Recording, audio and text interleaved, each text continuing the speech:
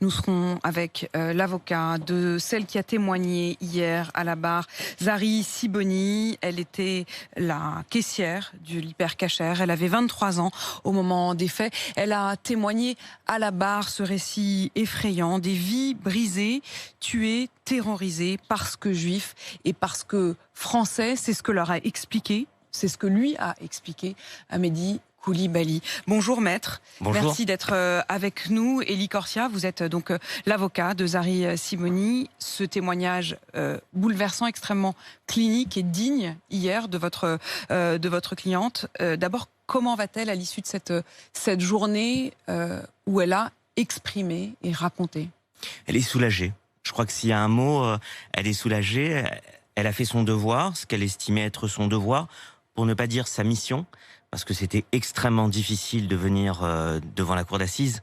Déjà, pour ceux qui habitent presque à Paris, à côté, c'est dur, mais quand on habite en Israël, comme c'est son cas depuis 1 an et demi, venir en pleine période de Covid, confinement du pays là-bas, avec un voyage compliqué, il a fallu un courage, une force en tout cas, je dirais plutôt le mot force que le mot courage, mais une force incroyable pour venir témoigner.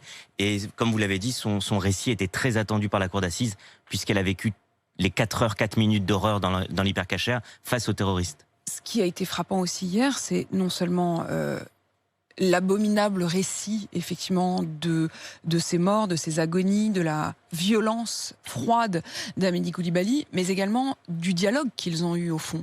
Il expliquait tout d'une manière totalement déterminée. Oui, c'était glaçant.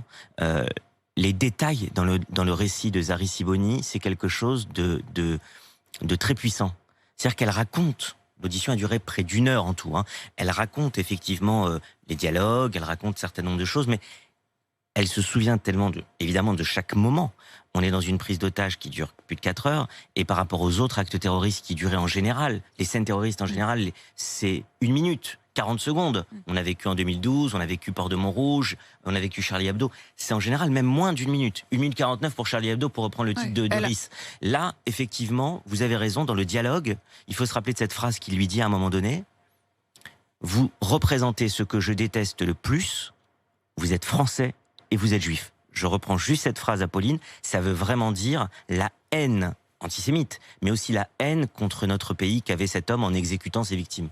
Soulagée, vous dites, elle fait partie de ceux qui ont fait le voyage pour venir. Nombre d'entre eux ont quitté la France, justement, après ce traumatisme absolu. Elle fait partie des rares qui sont venus témoigner. Comment vous expliquez que les autres n'aient plus voulu, n'aient plus cette force-là? Je suis bien placé pour vous répondre, puisque je suis l'avocat des 2 caissières qui étaient otages du magasin. Et l'autre n'a pas voulu venir? Non. Elle n'a pas pu. C'est pas une question de vouloir, très sincèrement. Elle voulait venir au départ, elle aurait voulu. C'est une question de se sentir suffisamment forte pour affronter cette épreuve, et elle n'a pas pu venir finalement d'Israël. Et nous avons quand même eu la possibilité d'avoir Zari qui est venu et qui a commencé son audition en disant, devant le président de la cour d'assises, je viens pour parler aussi en nos 2 noms, en mon nom et au nom d'Andrea qui ne peut pas être là.